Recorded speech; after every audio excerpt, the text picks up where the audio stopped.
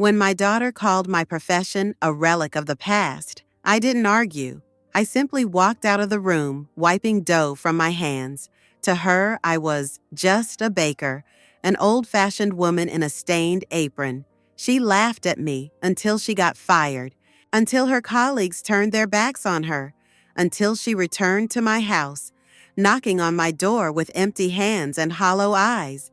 And that's when I showed her who I had been all along, not for revenge, but to remind her and myself of who I truly am.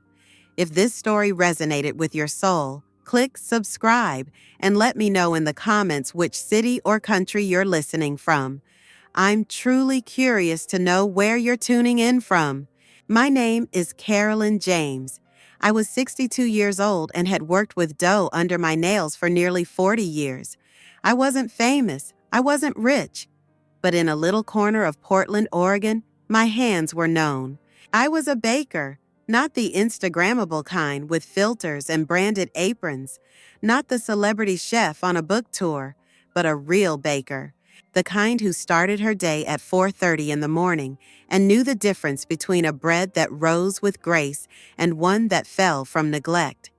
I opened my bakery with my late husband, Walter, back in 1984. We had saved every penny we could, borrowed the rest, and signed a lease on a space with bad plumbing and good light. We painted the walls ourselves. He built the shelves. I tested recipes for months before we served a single customer. When he passed away 15 years ago, I didn't know if I could keep going. But the oven didn't stop working just because my heart was broken. Neither did the regulars. They still came at dawn. They still asked for rye with sunflower seeds, for the cinnamon buns on Thursdays, for the challah I braided by feel, not by sight. And so I stayed. I never changed much. I didn't hire a social media manager. I didn't rebrand. I didn't chase trends. I worked. I watched the dough rise and fall with the weather. I learned that the weight of grief could be folded into bread and come out lighter. My daughter, Haley, grew up behind that counter. As a child, she'd nap under the prep table wrapped in flour-dusted towels. She used to draw faces on the paper bread bags and name the baguettes after fairy tale characters. She told people she wanted to be just like Mama. But children don't stay small. They grow up. They chase other cities, other lives, other definitions of success. Haley went to NYU, studied marketing, graduated with honors, got a job in Manhattan. She rarely came home except for Thanksgiving and the occasional long weekend when she wanted a break from the city. She'd bring sleek suitcases and wear lipstick that cost more than my entire weekly grocery list. She would roll her eyes at my landline phone, laugh at the calendar I kept on the fridge. Still, I welcomed her. I cooked, I smiled. She called my life quaint. That word always landed with a sting, though she meant it affectionately. At least, I think she did. But affection isn't always gentle. Sometimes it carries the weight of distance, of someone needing to reassure themselves they've moved past what shaped them. On her last visit, I had just taken a batch of honey oat loaves out of the oven. The smell filled the whole house, warm, slightly sweet, grounding. She walked into the kitchen still half on her phone, sipping her overpriced cold brew, and smirked when she saw me brushing the crust with butter. She said something that stayed in my bones. "You're still doing this? Mom, it's kind of sweet that you haven't changed, like a time capsule. But it's such an outdated career, isn't it? You could have done so much more with your skills." Outdated. She said it casually, without pause, as if she were commenting on a rotary phone or a VCR. I didn't argue. I wiped my hands on a towel and nodded. Let her finish her drink. Let her finish her thought. But something inside me folded in on itself. That night, after she went to bed, I walked back into the kitchen.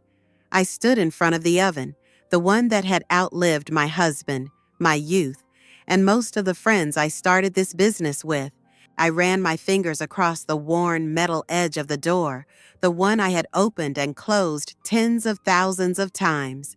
I looked at the floor tiles, cracked in places from years of standing in the same spots, kneading, mixing, waiting. That oven remembered me. It remembered mornings of rain, of joy, of heartbreak. It remembered the sound of my husband's laugh when a loaf came out just right. It remembered the first time Haley sat on the counter and watched the yeast bubble in warm water, eyes wide with wonder. It remembered who I had been before anyone told me I was small. I wasn't embarrassed to be a baker. I never had been. But that night I realized something. My daughter had never truly seen what I did as work. Real work. Necessary, enduring, sacred work. To her, it was nostalgia in motion. A soft place to land for a few days before she returned to the world she believed was bigger. And maybe that's why I didn't tell her what was coming. I didn't mention the new contracts I had signed with a few local restaurants. I didn't tell her I'd been profiled in a regional food journal. I didn't say a word about the email I received from a culinary school asking if I would teach a workshop. She thought I was behind. I let her think that. Because the oven didn't need to defend itself. It just kept baking. And so did I. The next morning, I opened the shop earlier than usual. It wasn't because I had more to do. My routine was the same as it had been for decades. But something inside me felt restless, like I needed to get out of the house before the silence started pressing down too hard. Haley was still asleep upstairs, curled in expensive sheets she brought with her, claiming mine were too scratchy.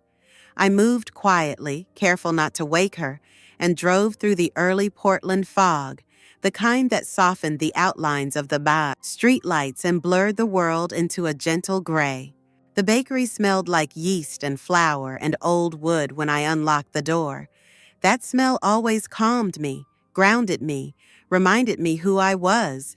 But that morning, it also carried a strange weight.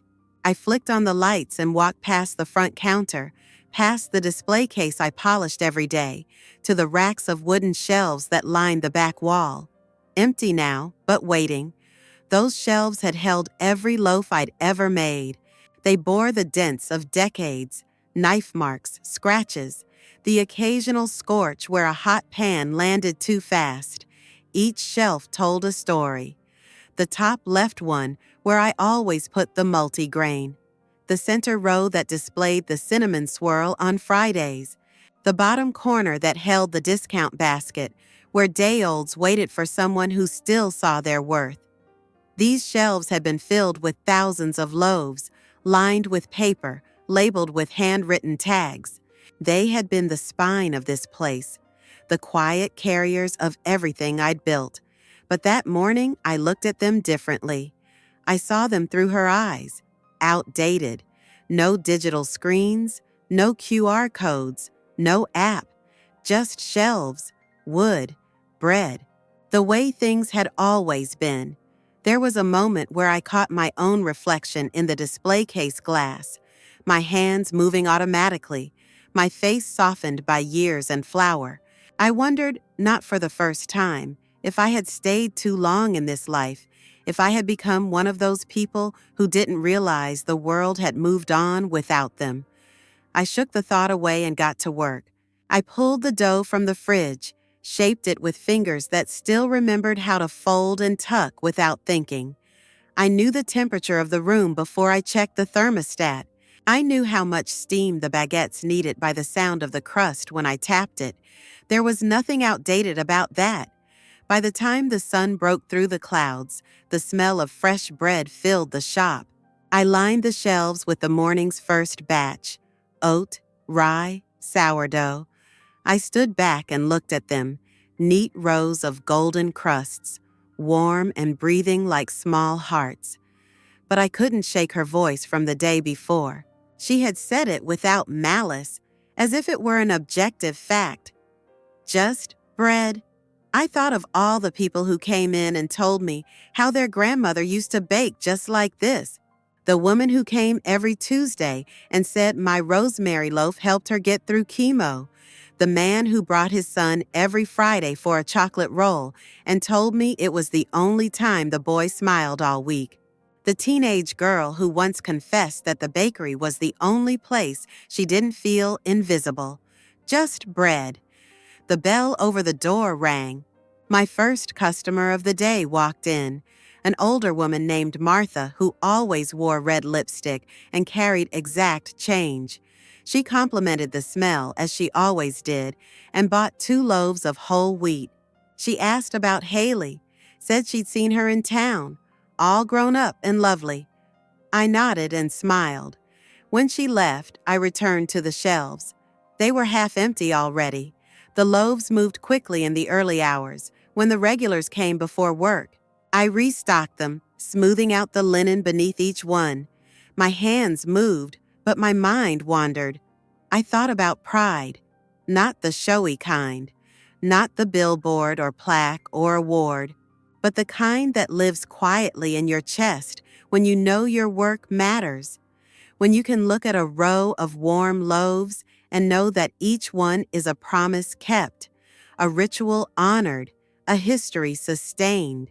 And I thought about what it meant to be dismissed by someone you raised, to have your life's work reduced to a shrug by the very person who once stood on a stool beside you, covered in flour, calling herself your assistant.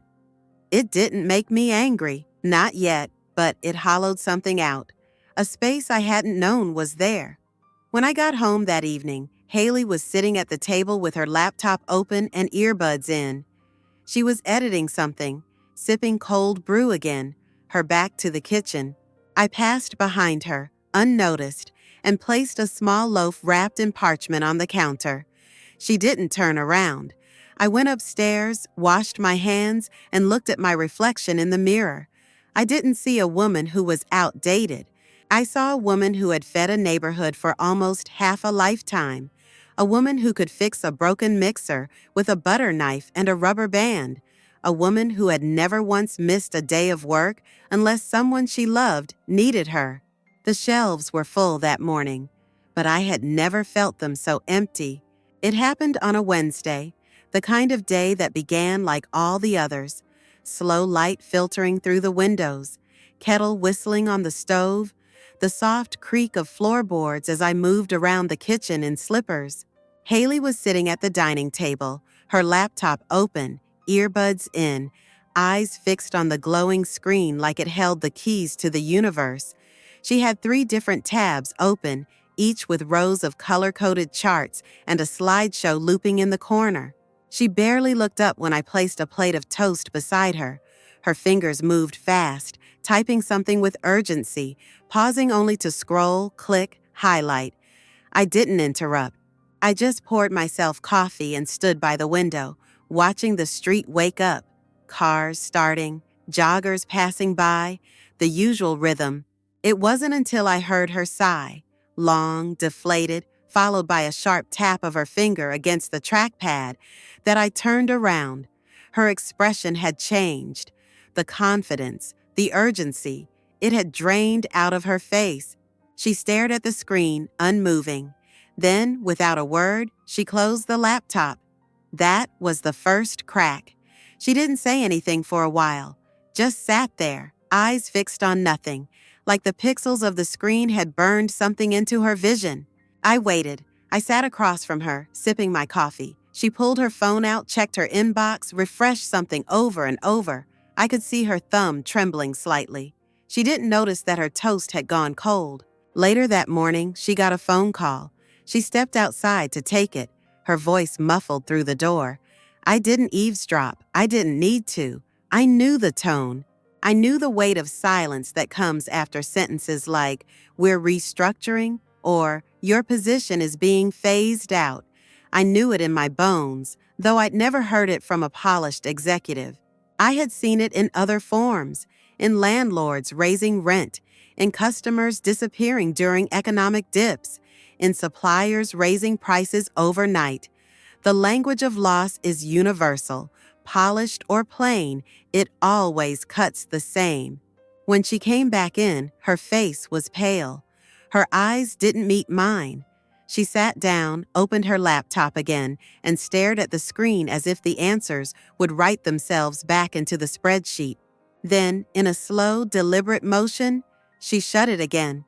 The glass in the screen hadn't shattered, but something behind it had. For the next few hours, she moved like a ghost through the house. She checked her phone constantly, typed something, deleted it, typed again. She looked smaller somehow, not younger, just less certain, less constructed. The heels were gone. The blazer stayed folded on the back of the chair. She wore one of my old sweatshirts. She didn't comment on the loose cuffs or the smell of flour. In the evening, I found her sitting on the edge of her childhood bed, shoulders hunched, phone in hand. I asked if she wanted dinner. She shook her head. She hadn't cried yet, but the weight in her posture spoke louder than tears. That night, I heard her pacing the hallway at 2 a.m, the soft creak of the wood, the rhythm of someone searching for ground in a room where the floor had moved. She stopped once outside my door as if about to knock, then kept walking. I stayed in bed, listening. Loss has a sound. The next morning, she didn't turn on her laptop. She came down to the kitchen, poured herself coffee without speaking, and sat at the table in silence. I laid out toast again, with the last of the strawberry preserves she always liked as a kid. She didn't touch it. Eventually, she looked up and said simply, "They let me go." Her voice was flat, not angry, not sad, just disconnected. I nodded. I didn't ask questions. She wasn't ready for answers. For the rest of the day, she moved slowly. She opened her resume, typed 2 lines, then closed the file. She opened job listings, scrolled, then shut the tab. The screen didn't comfort her the way it used to. The glass, once a gateway to everything she believed she was building, had become a mirror. It reflected back not the version of herself she'd curated, but something rawer, more fragile. I watched her from the kitchen doorway, the light from the screen casting blue shadows on her face. She looked like a child trying to read a book in a language she'd forgotten. I wanted to reach out, to say something, to offer a story of my own failures, of the time our first mixer broke down the day before a holiday rush, and I needed 70 pounds of dough by hand through the night, of how the bank once called our business a risky model and denied our loan, of how I'd stood behind the counter with trembling knees, pretending everything was fine while the bills piled up. But I didn't. She didn't need to be compared. She needed to fall without commentary. So I let her. That evening, I turned off the lights in the bakery later than usual. I stood by the front window, watching the street settle into night. The reflection of the display case glass stared back at me. My shelves had been full that day. My hands had worked without fail. My world was small but intact. And back at home, in a room dimly lit by the cold glow of a screen, my daughter was beginning to understand what could not be measured by job titles or digital accolades. She was learning what it meant to lose shape. And maybe, in that soft collapse, something new could begin. The scent came before the light. It crept up the stairs slowly, softly, the way it used to when Haley was a little girl and I baked on Sundays. A quiet, golden warmth that wrapped around the corners of the house, coating everything in something invisible but undeniable. It was the scent of rising dough, of caramelizing crust, of melted butter and toasted seeds. It wasn't just bread. It was memory, memory in motion, memory that filled the air and demanded to be noticed, no matter how much time had passed or how grown up you thought you'd become. I had started baking just after 5 that morning. I hadn't slept much, and there was a restlessness in my body that needed to be kneaded out with flour and motion. My hands worked automatically, pulling the ingredients together, measuring by feel, not numbers. The kitchen was dim except for the soft under-cabinet lights. Outside, the sky was still dark, the city half asleep. I made her favorite, honey oat bread with a touch of cinnamon in the dough and cracked walnuts folded in before the final rise. I hadn't made it in years. Not since before she moved to New York. Not since she stopped asking for homemade anything. But I remembered every step. The recipe wasn't written anywhere. It lived in my fingertips, in the way I pressed the dough with my palm to check if it had proofed just right. As it baked, I set the table with quiet intention. Nothing fancy, just a small jar of preserves, a ceramic butter dish, 2 mugs, one chipped at the rim, the other stained from years of tea. I didn't want to wake her. I didn't want to force anything. I just wanted the house to speak for me. When I heard her footsteps on the stairs, I didn't turn around. I stayed by the stove, brushing the top of the loaf with warm butter. She paused in the doorway. I could feel her there, still unsure, pulled not by duty or conversation, but by scent. She sat at the table. I placed a slice in front of her, still warm, steam rising in curls. No words, just the sound of a knife spreading butter, a sip of coffee, the quiet crunch of crust beneath teeth. There was a long silence, not uncomfortable, just full. The bread did something I couldn't. It reached her.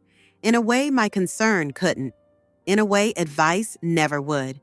The scent told her things I didn't need to say out loud, that I remembered who she was, that I hadn't changed the locks, that the house was still hers, even if she'd forgotten the way home for a while. She ate slowly, eyes lowered. I didn't push. I kept my hands busy, wiping down the counter that didn't need wiping. The air between us softened. She asked for another slice. I nodded and cut it for her. That morning, she followed me into the bakery. She didn't announce it. She just walked beside me, hands in her jacket pockets, face bare. I unlocked the door like always, flipped the lights, tied my apron. She stood in the corner at first, uncertain, looking around like she was seeing the place for the first time. I handed her a clean apron. She hesitated, then put it on. We didn't speak much. I showed her how to weigh the flour, how to test the water temperature without a thermometer. I guided her hands when she tried to knead, awkward at first, like she was afraid of hurting the dough. She laughed once when the flour puffed up into her face. It was small, involuntary, but real. The rhythm of baking filled the space between us. The silence turned companionable. We worked side by side. She asked questions, simple ones, curious. I answered without making a lesson out of it. As the trays went into the oven, the smell returned. Stronger now, fuller. It wrapped around her shoulders, settled into her skin. I watched her close her eyes for a moment and just breathe. And in that breath, I saw something shift, a crack in the shame, a flicker of remembering. Later, we sat on crates in the back room, sipping coffee from mismatched mugs. Her face was flushed, her hands dusted with flour, and for the first time in weeks, her phone was nowhere in sight. She looked lighter, not healed, not whole, but rooted. That evening, when we walked home together, she didn't go to her room. She stayed in the kitchen with me, peeling apples for a pie without being asked. I watched her hands move, still clumsy, but no longer hesitant. The scent lingered into the night, long after the ovens cooled. It settled into the walls, into the curtains, into her hair. I knew she would carry it with her, even if she didn't realize it yet, because that's what scent does. It buries itself deep, waits patiently, and then, when everything else falls away, it reminds you of who you are, of where you came from, and who will always be there when the screen goes black. The days that followed slipped into a rhythm, soft and steady. Haley began to rise earlier, often meeting me in the kitchen just as I was tying my apron. She didn't say much, but her presence became consistent, like the scent of yeast in the air or the hum of the fridge. There was no grand announcement, no declaration that she wanted to help. She just started showing up, watching me mix dough, asking if she could try, fumbling through the process with hands that weren't used to labor. I showed her how to measure by weight, not volume. I explained that flour could lie, that humidity changes everything, that dough is alive and it knows when you're rushing. She nodded, but she didn't fully understand. Not yet. So I stepped back and let her figure it out the same way I had, by doing. Her first batch of rolls was dense. Too much flour, not enough patience. She looked disappointed, but I only shrugged and told her to start over. The oven doesn't lie, and it doesn't flatter. It gives you exactly what you put into it, no more, no less. It's a fair teacher, if a firm one. She tried again and again. Each time, the rolls were a little better, the crust a little softer, the crumb a little lighter. She began to notice the way dough felt when it was ready, how it pushed back gently under her palms like a breath. She started to ask fewer questions, to trust her instincts more. I watched her shoulders settle, the stiffness she carried, the one that came from boardrooms and deadlines and being constantly watched, began to melt away in the warmth of the oven. One morning, I gave her the delivery list. 5 addresses, longtime customers who still left envelopes of cash taped to their doors with little notes of gratitude. She blinked in surprise, but didn't protest. She left with the bread wrapped in brown paper and returned an hour later, cheeks pink from the wind, something different in her eyes. That night, she told me about a woman on the route who had invited her in. She'd made tea, insisted Haley sit down, talked about how the bread reminded her of the kind her husband used to buy every Sunday before he passed. Haley didn't go into detail, but I could tell something had shifted. She was seeing the work, not just the process, but the people it touched, the invisible threads it pulled through the quiet corners of this city. She started coming with me to the bakery every day. She swept the floors, arranged the shelves, learned how to write the tags in the same looping script I'd used for years. I watched her absorb the rhythm of the place, not just the baking, but the stillness between steps, the way people greeted each other at the counter, the way hands passed change and bread like something sacred. One afternoon, the mixer jammed mid-batch. I muttered under my breath, expecting frustration, but before I could grab the wrench, Haley was already at it. She had pulled up a YouTube tutorial, was rewinding and pausing, crouched on the floor with her sleeves rolled up. 5 minutes later, the mixer groaned back to life. She grinned at me, flour smeared on her cheek, and I smiled back, surprised and proud. That evening, we sat in the back room of the shop, sipping tea in chipped mugs.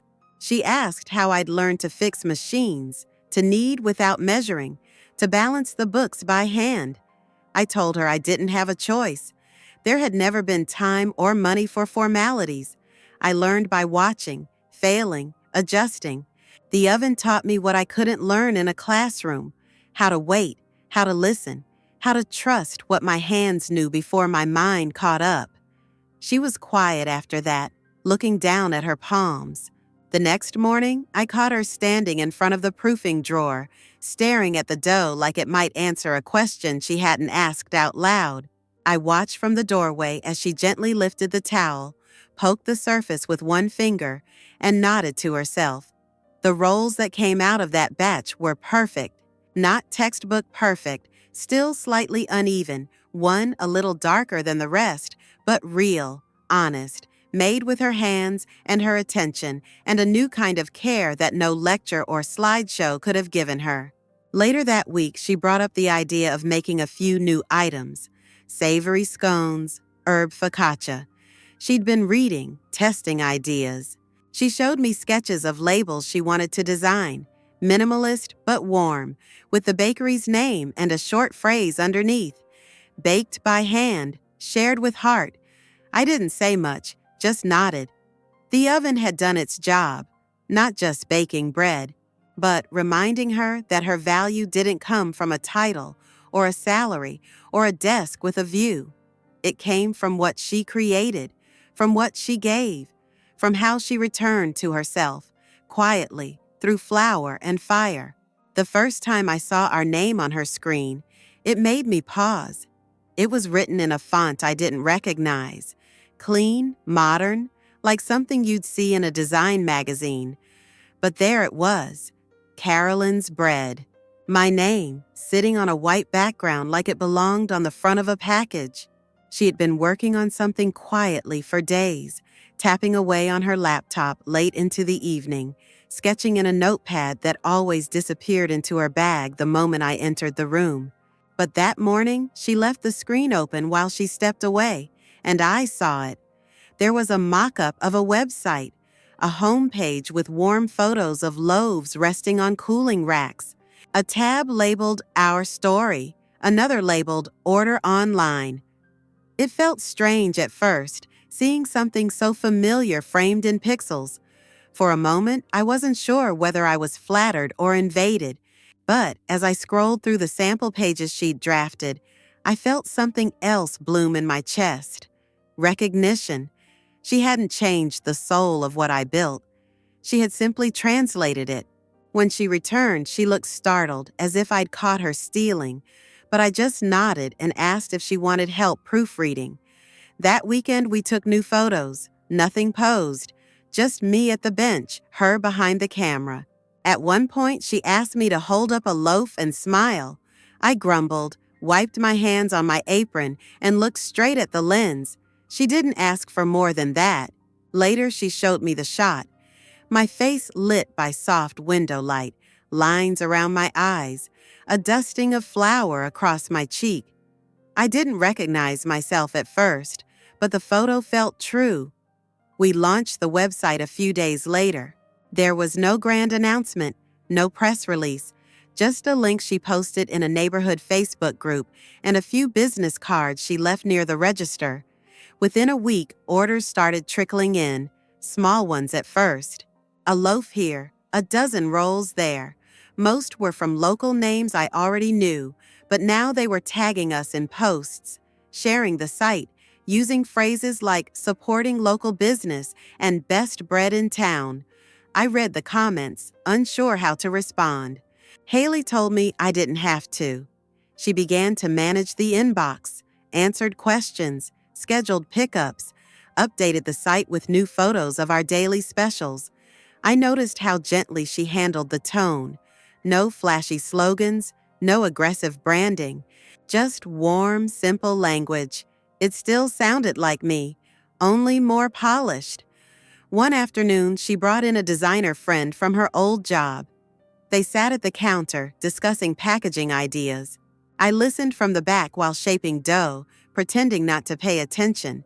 But when they asked if I'd ever thought about labeling my loaves, I stepped in and said I didn't need to. My customers knew my handwriting. Haley smiled at that. She told her friend to design labels that looked handwritten. A few weeks later, we had a logo, just my name, in a script that mimicked the way I wrote on chalkboards. It appeared on bags, on a small wooden sign by the window, on a paper sticker that sealed the parchment we use for to-go orders. Customers began asking if they could buy gift boxes. Haley set that up too. I never thought I'd see my name on packaging. It wasn't something I had ever wanted, but now that it was there, I understood why it mattered. Not because it elevated the product, but because it acknowledged the years behind it, the work, the hands, the woman. She asked me to write a short story for the website, just a few paragraphs about how I started. I told her I didn't know what to say. She said I already had, every morning for the past 30 years. I ended up writing it on the back of a recipe card, in pen. She typed it out, word for word. Customers began leaving notes through the contact form, telling me the bread reminded them of childhood, of their grandmother's kitchen, of a place they didn't know they missed until they tasted it. Some wrote just to say thank you. One woman said her mother with dementia remembered the taste of my sourdough, even when she couldn't remember her daughter's name. Haley printed those messages out and pinned them to a corkboard in the back. She called it the Wall of Gratitude. I added a few of my own, handwritten thank you notes from over the years, holiday cards from loyal customers, a crayon drawing a child once gave me after eating a sticky bun. The bakery didn't feel different, but it sounded different, brighter, busier. There was more movement, a low hum of something blooming. One evening, I found Haley alone at the counter, wiping down the surface long after closing. I asked if she was tired. She said yes, but in a good way. I knew what she meant. It was the kind of tired that came from doing something real, something that mattered. She turned to me and said, almost like an afterthought, "I hope you're okay with the name." I didn't ask. I looked at her, really looked at her, standing there in a flour-dusted sweatshirt, her hair pulled back, her eyes tired but lit from within. "It's your name too now," I said, and I meant it. The morning I decided to step away, I didn't tell anyone. Not right away. It wasn't a dramatic decision or one shaped by resentment or weariness. It was quiet, like most of the important decisions in my life had been. I felt it in my hands first, an ache I couldn't knead out, a slowness in my fingers that hadn't been there before. Not just from age or use, but from something deeper, something that said, "This season is changing." I had baked my whole life, through grief, through joy, through heartbreak and boredom, and seasons where everything felt like it was coming apart. I had always returned to the oven. It had been my ritual, my rhythm, my way of showing love and surviving the silence. But lately, I had begun to realize something that startled me. I no longer needed it to prove who I was. That morning, I woke up earlier than usual. The house was still and dark, the kind of quiet that reminded me of winter mornings long ago, before Haley was born, when Walter and I would slip out of bed and into the bakery before the sun came up. I made myself a cup of tea instead of coffee and didn't bother turning on the news. I sat in the kitchen with the mug warm in my hands, listening to the tick of the old clock on the wall. The bakery smelled the same as always when I unlocked the door: flour, faint vanilla, the cold bite of metal shelves waiting to be warmed. I moved slowly through my tasks, measured, mixed, waited. The dough felt familiar under my palms, soft and obedient. I shaped it with care, not speed. This time, I wasn't racing the clock. I let the rolls rest longer. I watched the crust develop without glancing at my watch. I baked one loaf, just one, a simple white sourdough with a thick crust and a soft, open crumb. I had made this loaf 1,000 times, but this one felt different. I scored the top with a small X and watched it bloom in the heat. When it was done, I let it rest on the rack without slicing into it. The sound of the crust crackling as it cooled was familiar and soothing, like the soft settling of old wood in a quiet house. I wrapped the loaf in a linen towel and set it aside. Haley arrived an hour later, already on the phone, already mid-conversation about pickup times and shipping costs. Her voice was steady, confident. She wore an apron over jeans, her hair tied up, eyes alert. She moved like she belonged in the space, not visiting, not filling in, but leading. I stood back and watched her direct the morning. She greeted customers, boxed orders, reminded our part-time baker about the bagel prep. She didn't see me watching. I slipped into the back, sat for a while with my tea, and listened. The bakery had its own heartbeat now, steady and strong, and for the first time, it didn't depend on mine. I left the loaf on the table with a note, not a long one, just a few lines. This was the first recipe I ever got right. It took me 12 tries. This is the last one I'll bake for the shop. Serve it warm. Keep the rest of it alive. Mom, I didn't sneak out. I told her I was going to take a walk. She didn't ask where. I think on some level, she already knew. I walked to the park down the street, the one where I used to push her on the swings when she was small. The trees were just starting to bud again, the air still crisp but not harsh. I sat on a bench with the sun on my face and let my hands rest in my lap. There was no rush to be anywhere, No alarm waiting to be shut off. No line of customers expecting me to move faster than I wanted to. When I returned, she had framed the note. Not in a fancy way, just in a simple wooden frame from the back storage shelf, the kind we use to display menu specials. She'd hung it near the counter, beneath a photograph of me shaping dough, the one she'd taken months ago. A quiet corner, but central enough to be seen. That day, she served the loaf to our customers in thick slices with butter and honey. She didn't charge for it. She said it was from the founder, her mother. People smiled. Some cried. One woman hugged her without asking. I stood near the window and watched. The bakery belonged to her now, not because I gave it away, but because she had earned it, with her hands, with her time, with her willingness to begin again. And as for me, I didn't need the flour in my hair or the ache in my shoulders to know I had built something that would last. The last loaf was not an ending. It was a handover, a quiet kind of inheritance, the kind that rises slowly, rests long, and feeds more than hunger. It feeds memory, and it feeds love. I never thought my legacy would be measured in loaves. I never imagined that the quiet rituals of kneading and shaping, of flour dust rising in the air and ovens humming at dawn, would become the map my daughter followed back to herself. And yet, it was never about the bread. Not really. It was about what lived in the space between the steps, what my hands carried that words never could. After I stepped away from the bakery, my days slowed into something unfamiliar but gentle. I kept waking early, out of habit, but I didn't rush. I made tea. I read books that had been collecting dust for years. I wrote letters I never sent. I sat by the window and watched the world move without me needing to move it.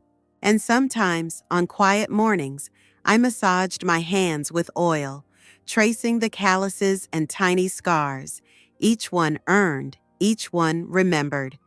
Haley visited often, though she never came with questions like she used to. She didn't need my approval anymore, and I didn't need to give it. She brought updates instead, stories, news from the shop. She told me about the customers who asked about me, about the woman who drove in from 3 towns over just to try the walnut honey loaf because she'd read about it online. She told me how a young couple proposed in the bakery, how they said it reminded them of home. I smiled, and she smiled with me. One day, she brought a framed photo. It was of my hands, resting on a flowered table, fingers dusted and strong, the creases deep and clear.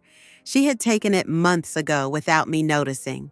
She hung it behind the counter, she said, right above the register. Beneath it, in small hand-painted letters, she had written, "The hands that built this place." I laughed when I heard it, not because it was untrue, but because of how long it had taken for her to understand what those hands had really done. These hands had made more than bread. They had mended knees scraped in childhood, written grocery lists and condolence cards, packed school lunches and balanced ledgers, stitched torn seams and wiped silent tears from faces too proud to cry aloud. They had held the weight of grief, shaped the mess of life into something warm and edible, and passed it across counters to strangers who became friends. And now, these hands rested, but they hadn't stopped giving, because what they had taught her, what they had silently passed down, couldn't be written into a recipe. It wasn't in the ingredient list or the baking time. It was in the patience, the resilience, the trust in the process. It was in knowing when to let go of a batch that wouldn't rise and when to wait just a little longer for the magic to happen. Haley had learned all of that. And not because I told her, but because she watched, because she stayed, because she let the work change her. I visited the bakery now and then, always early, always quiet. She'd greet me with a knowing look and a hot mug of coffee. Sometimes she'd ask me to test something new. Sometimes she just wanted to sit with me in the back for a while. We didn't need to talk much. The smell, the sounds, the rhythm, everything familiar, said enough. There was a young girl working there now, maybe 19, maybe 20. Eager, clumsy, kind. She reminded me of Haley at that age. I watched her one day as she tried to fold dough the way I used to, frustration bubbling just under the surface. Haley stepped in beside her, calm, sure, her hands moving with a grace I recognized instantly. She didn't correct her, she just demonstrated. Let her try again. I watched it unfold and felt something settle inside me. That was the real passing down. Not the loaf, not the name, but the way you teach by doing, by being, by standing beside someone instead of above them. That night back at home, I opened a drawer in my bedroom and pulled out an old notebook. It was one I had kept before the bakery had a computer, back when everything was handwritten and margins were filled with notes about weather and holidays and whether the yeast had been fussy that day. I flipped through the pages slowly, letting the memory of each one rise like dough in a warm bowl. At the back of the notebook, I found a loose page, folded and worn. It was a recipe I'd never shared, a family one, passed down from my grandmother. I had always planned to give it to Haley when the time was right. The time had come. I sealed it in an envelope with her name on it and left it on her doorstep the next morning before sunrise. I didn't ring the bell. I just placed it there, knowing she would find it. And when she did, I knew she would understand. These hands had passed down more than a recipe. They had passed down a way of living, a way of loving, a quiet legacy baked into the folds of everyday life, and she was ready to carry it.